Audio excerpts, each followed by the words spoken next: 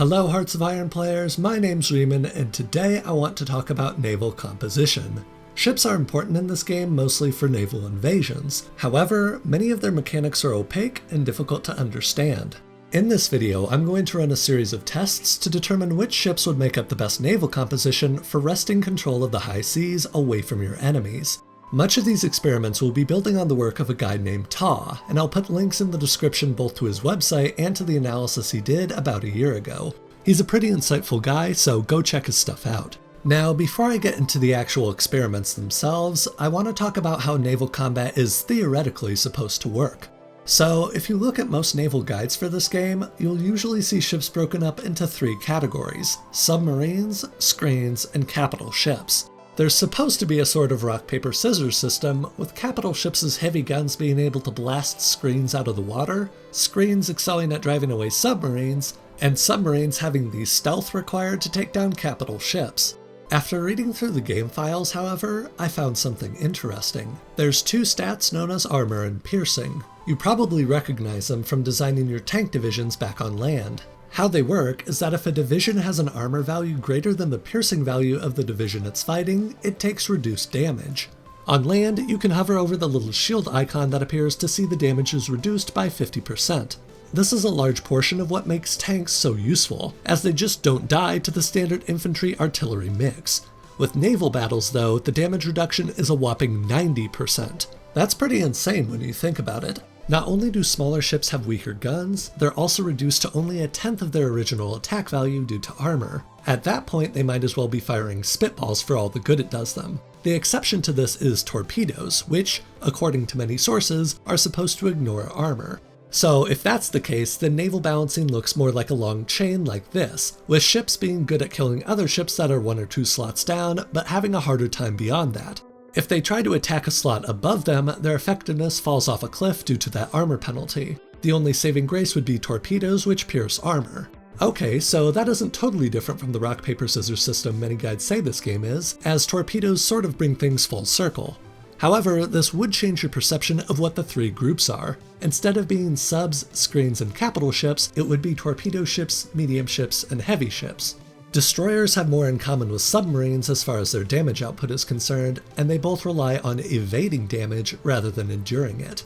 The only big difference between them is that submarines can only be killed with specialized depth charges, which winds up being less important than you might think. The only aberration to this chain would be carriers, which I'll talk about towards the end of this video. With all that in mind, the best theoretical strategy would be to have balanced fleets. Not enough medium ships, and your battleships will get overwhelmed with smaller boats that torpedo them. Not enough battleships, on the other hand, and your medium ships will get turned into Swiss cheese by bigger guns.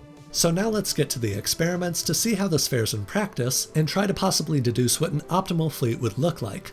To save time in explaining what I'm doing here, I'll put a text box on screen that goes more into detail about how I'm running these tests and what my thought process is. Running through just the most important points, in each of these tests the main focus will be on keeping the total industrial cost of the two sides equal. Naval factories would be far and away the biggest concern between two relatively large powers duking it out for control of the ocean. I'll set the two fleets off against each other to see who wins. Finally, there will be a large emphasis on ships sunk as opposed to relative damage done, since repairs are free in Hearts of Iron 4. If two fleets attacked each other and one side had all its ships with only 1% health left, but they sunk half their opponents, it would be a huge victory for the side that didn't lose any, since they can just go repair and be back in the action in as little as a few weeks if properly microed. So first, let's run a control group and see what an even battle would look like. I give both sides 100 destroyers and set them off against each other. Obviously, there's quite a degree of randomness in naval battles in this game, but we would expect things to average out, and indeed, that's what happens here.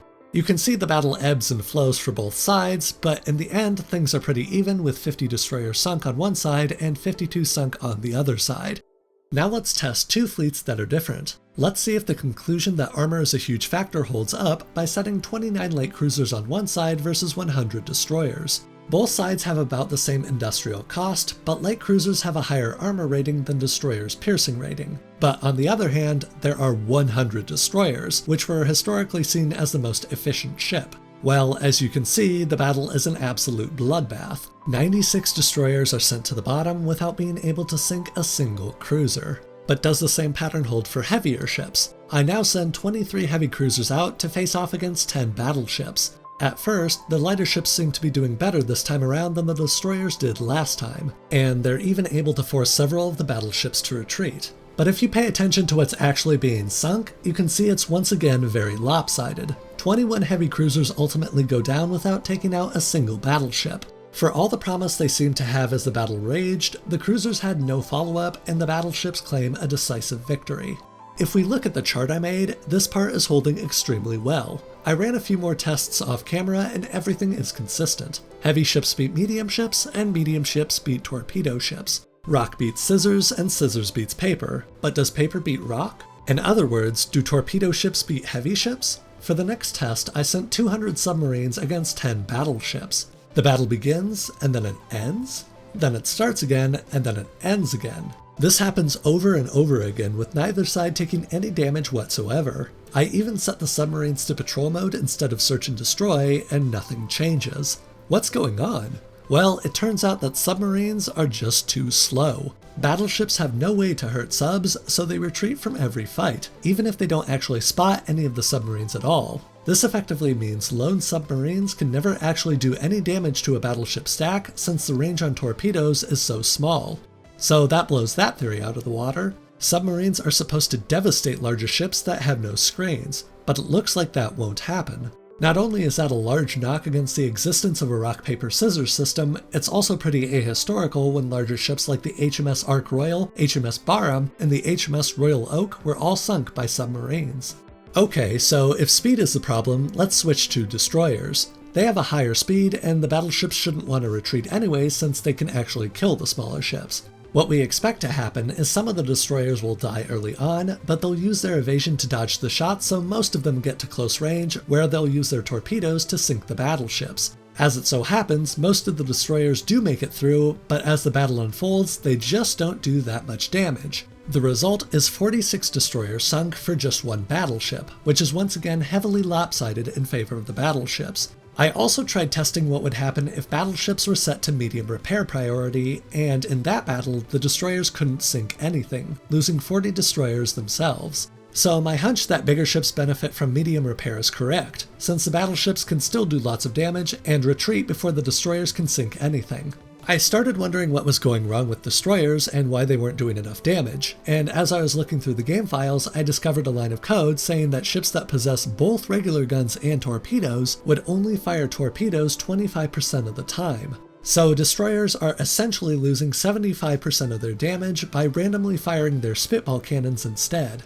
Is there a way to fix this? This time I wanted to mix things up with 10 battleships facing off against 50 destroyers and 100 submarines. The thought being that destroyers would hold the line and keep the battleships from fleeing, while the submarines would do the actual damage. But again, not a single battleship sunk. The subs do lots of damage when they eventually get close, but it takes them a long time to close that distance, and by that time the battle is basically over. The destroyers get absolutely shredded in the meantime. Okay, so battleships devastate medium ships, and they're not even countered by torpedo ships. Would this hold for a mixed fleet? This time I took a battleship task group I found from an online guide to naval composition. It consists of 4 battleships, 8 heavy cruisers, 12 light cruisers, and 24 destroyers. And on the other side, I just pack on as many battleships as would be allowed for an equal industrial cost battle.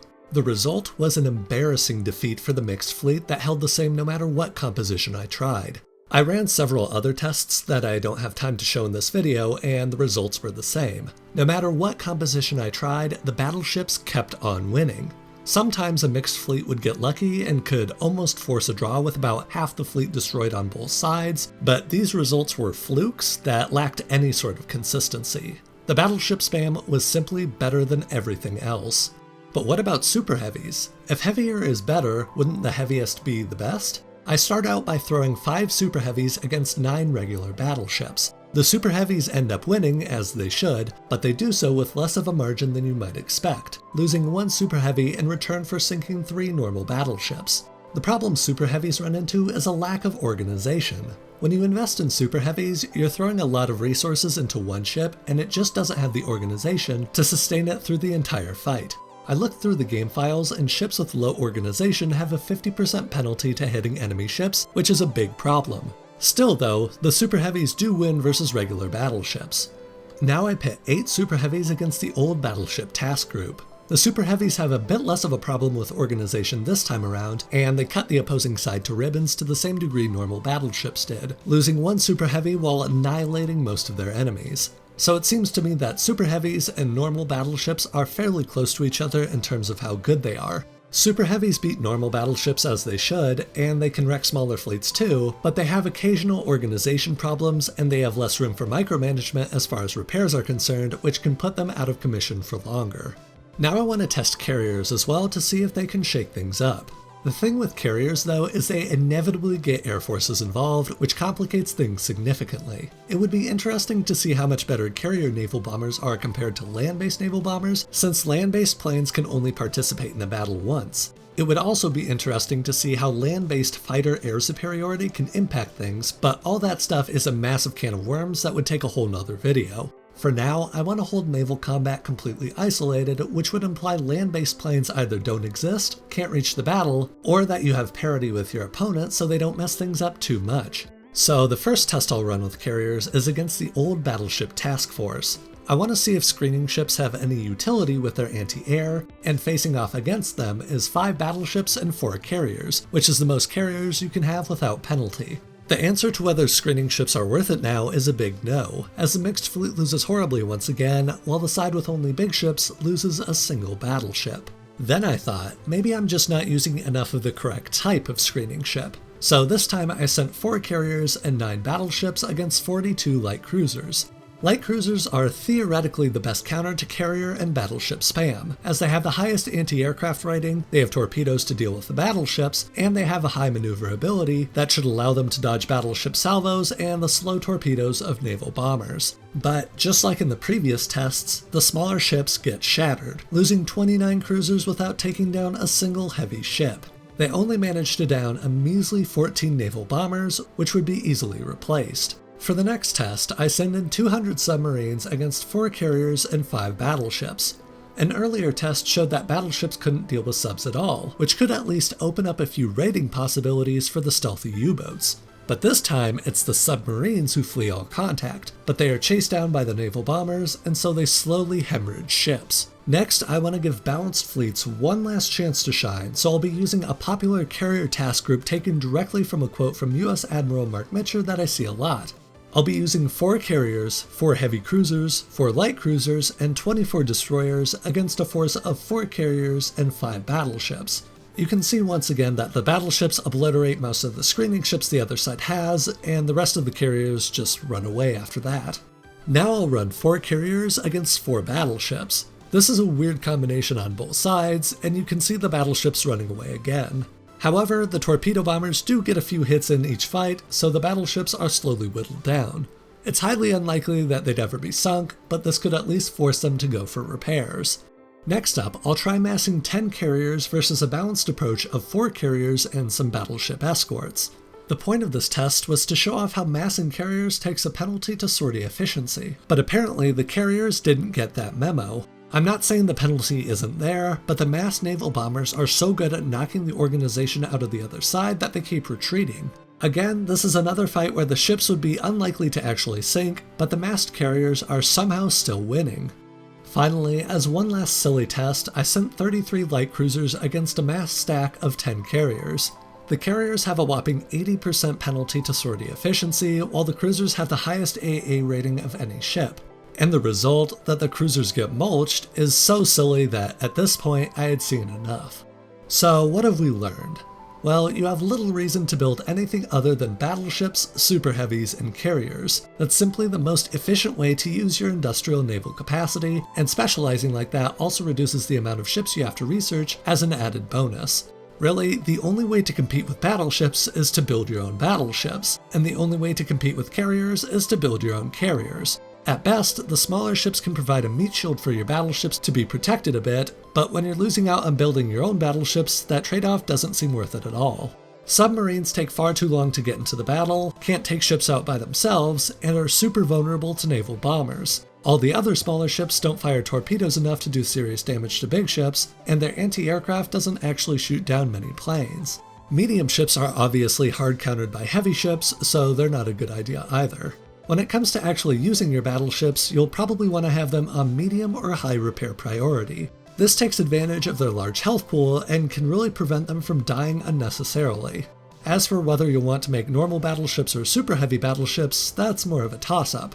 Super heavies are better all things considered, but they require a lot of resources dumped into one ship, they have some organization troubles in longer battles, and they repair slower, so they can be knocked out of the action for longer. How I'd do it would be that if I was a larger naval power like Britain or the US with plenty of resources and naval factories, I would go for super heavies, so I'd have less of a targeting penalty for each additional ship. And if I was a smaller power, I'd just go normal battleships so I could use them more flexibly as I need to. I think the reason lighter ships are so bad now is because they were over-nerfed in patch 1.2 when the evasion stats were reduced and made multiplicative, and the targeting penalty for multiple ships was introduced. Prior to this, light cruisers were undoubtedly the best ship to spam a ton of, and so as Paradox was nerfing them, they went a little too hard. Now, as for aircraft carriers, they're technically the best ship if navies are completely self-contained, but there's a lot of ways they could be affected by things outside of the naval sphere, mostly in terms of land-based air forces, which I didn't test in this video. So I would say make them if you can get air superiority, otherwise you can just stick with normal battleships, which do the job pretty well themselves. I tested out my naval composition in an actual game, and what I was looking for was some big meaty naval battles where the casualties were completely lopsided, but unfortunately I never got that simply because the AI was too scared to ever fight me. I had never seen them this timid before. I started naval bombing the channel in November of 1940 with my close air support, which weren't even naval bombers, and then I sent out the fleet I had been building, which was a bunch of battleships and 4 carriers, and apart from a single early battle, the Allied Navy completely refused to fight me and just handed me naval superiority over the channel.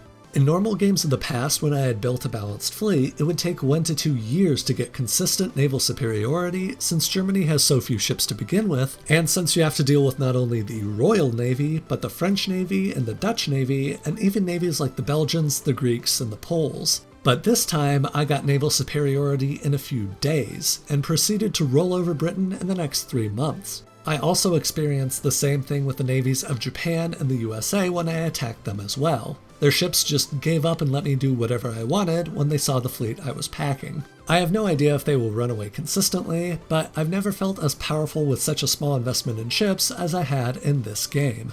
That's all the info I have for you today. My name's Riemann, and until next time, thanks for watching.